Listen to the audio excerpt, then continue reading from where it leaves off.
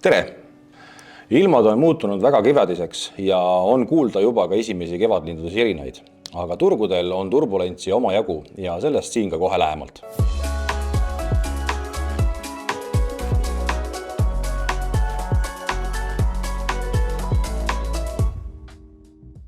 Ja alustame siit siis kõige olulisemast, milleks on siis praegusel hetkel konflikt Iraani ja teiselt poolt siis USA ja Iisraeli vahel.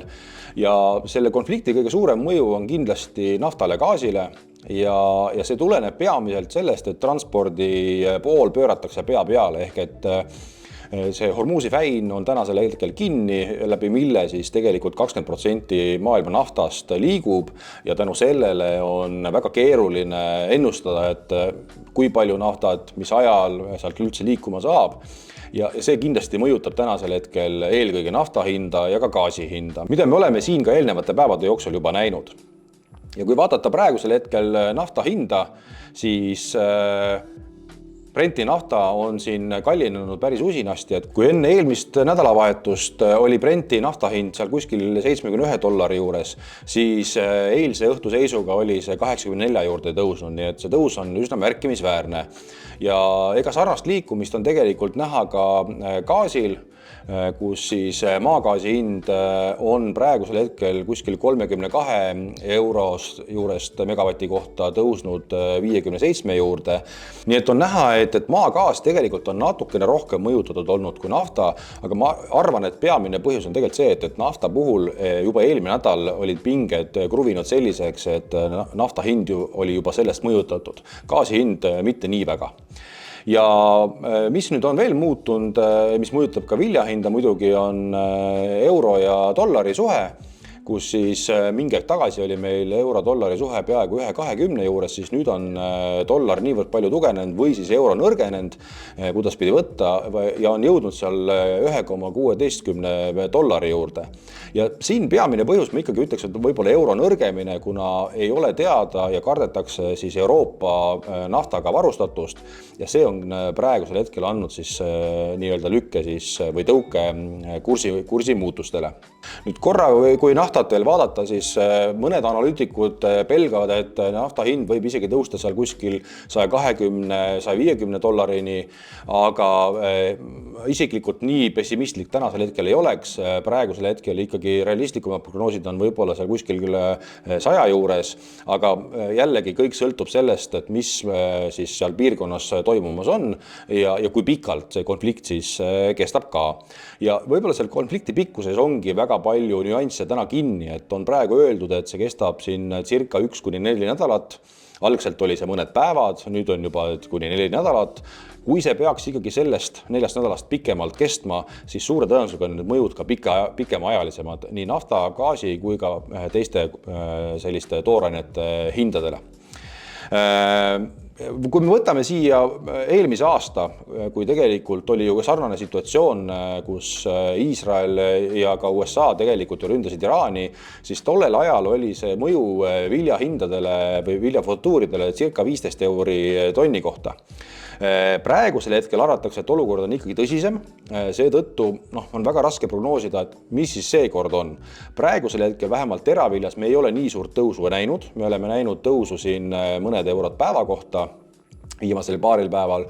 Raps on kindlasti olnud tõsisemalt mõjutatud ja seal on tõus olnud suurem ja mis me siin nüüd järgnevad päevad toovad, seda me siis hakkame järjest nägema, aga suure tõenäosusega praegu hetkel vähemalt lühiajaliselt on näha, et on arvata, et hinnad on kõrgemad. Lisaks on siin hinnaliikumisi põhjustanud ka fondid, kes tegelikult eelmine nädal juba ja ka tegelikult mõned nädalad varem alustasid ikkagi oma seniste positsioonide likvideerimist, ehk kui varem panustati siis hinnalangusele, siis oli näha, et Lähis-Idas pinged kogunevad ja fondid hakkasid siis oma positsioone vähendama ja tänasel hetkel siis on olukord juba selline, kus nii nisus kui ka sojas on tegelikult positsioonid sellised, et oodatakse hindade tõusu. Ja fondid tegelikult olid ka eelmine nädal ja ka see nädal väga suuresti ikkagi osalised selles, et vilja hind natukene ka ülesse läheks. Me oleme tegelikult viljahindadega olnud pikalt olnud sellises langusperioodis või siis sellises külgsuunases liikumises ja me oleme mitmeid kordi maininud, et on vaja midagi erakordselt, et see liikumine siis ülespoole juhtuks. Ja nagu nüüd näha, siis see tegelikult ongi käes. Samas, kui me vaatame reaalselt viljakauplemist, siis sisuliselt on tegelikult kauplemine täiesti maas, sest et ostjad ei ole valmis ikkagi ostma kõrgema hinnaga. Vilja tegelikult ladudes on palju, seal ei ole mitte midagi tegelikult ju muutunud. Samal ajal ka eelmine nädal siis Saksamaa ja Poola pakkusid juba oma nisu suhteliselt sellises paanilises situatsioonis, et leiaks neile nii-öelda ostjad. Ja ostjad muidugi on, aga jällegi üsna madala hinnaga. Ja nagu ma ütlesin ka, et fundamentaalis tegelikult mitte midagi muutunud ei ole, et lauaarvud on suured, vanasaaki on tegelikult piisavad. Uue saagi osas tänasel hetkel probleeme mitte kuskil piirkonnas, vähemalt mitte tõsiseid probleeme ei nähta. Lõuna-Ameerikas on ka ilmaolud olnud praegusel hetkel head ja Aafrika riigid hakkavad siis nisu koristama, sealt loodetakse praegusel hetkel üsna häid saake, nii et vaatame, mis lähinädalad seal uudistena toovad. Ja Venemaa Argentiina nisu on täna siis hetkel kõige odavamad ja nemad siis nii-öelda määravad selle kõige alumise otsa hinna nisule. Mis siis veel lisaks sellele Lähis-Ida konfliktile võib siis turge või hindasid mõjutada, siis on praegu see, et Saudi Araabia tegelikult esmaspäeval ostis nisu, circa 800 000 tonni. Samas ei olnud hinnatase üldsegi kõrge, vaid pigem ikkagi madalapoolne ja see ostuhind tegelikult oli selline, mis ei olnud reageerinud börsihinna tõusule. Nii et see on üks põhjus, miks me tänasel hetkel näeme, et ikkagi ostjad ei ole valmis hinda tõstma. Ja Venemaa nisu ikkagi maksab seal $230 juures tonni kohta, nii et see ka muutunud tegelikult tänasel hetkel ei ole. Lisaks võib tulla siin mängu ka India, kes tegelikult on maailma suuruselt teine nisutootja, seda enda tarbeks muidugi, ja seal on tegelikult prognoositud üsna kuuma märtsi. Samas on India külvanud hästi palju nisu ja rapsi, võib öelda isegi rekordiliselt, ja Indiat kindlasti jälgitakse praegusel hetkel, et kui seal tekib mingisugune probleem ikkagi saagi osas on nii-öelda väiksemad kui oodatakse, siis see mõjub kindlasti turgudele positiivselt või õigemini hinnale positiivselt, sest et India peab siis hakkama importima rohkem. Nii et see on see koht, kus kindlasti peab silma peal hoidma. Aga vaatame siin võib-olla kultuure natuke lähemalt, et kõigepealt nisust, et nagu ma ütlesin ka, et siis nisu hind ei ole reaalsuses ikkagi ülespoole läinud. Praegu tegelikult, mida turgudel kaubeldakse, on tegelikult hirm ja see avaldub ka futuuride hindades. Kui vaadata nüüd seda, mis olukord on Euroopas, siis Prantsusmaa tegelikult on saanud 2 nädalat järjest vihma ja kohati on see võib-olla natuke rohkem kui vaja. Samas Tallinni niisude olukord on 84% heas või väga heas olukorras võrreldes siis eelmise aasta sama ajaga, kus see oli siis 91, ehk et natukene on kehvem olukord, aga samas mitte midagi hullu. Ukraina põllumajandusministeerium andis infot turule, et circa 20% Tallinnisust võib veebruari külmadega siis välja minna.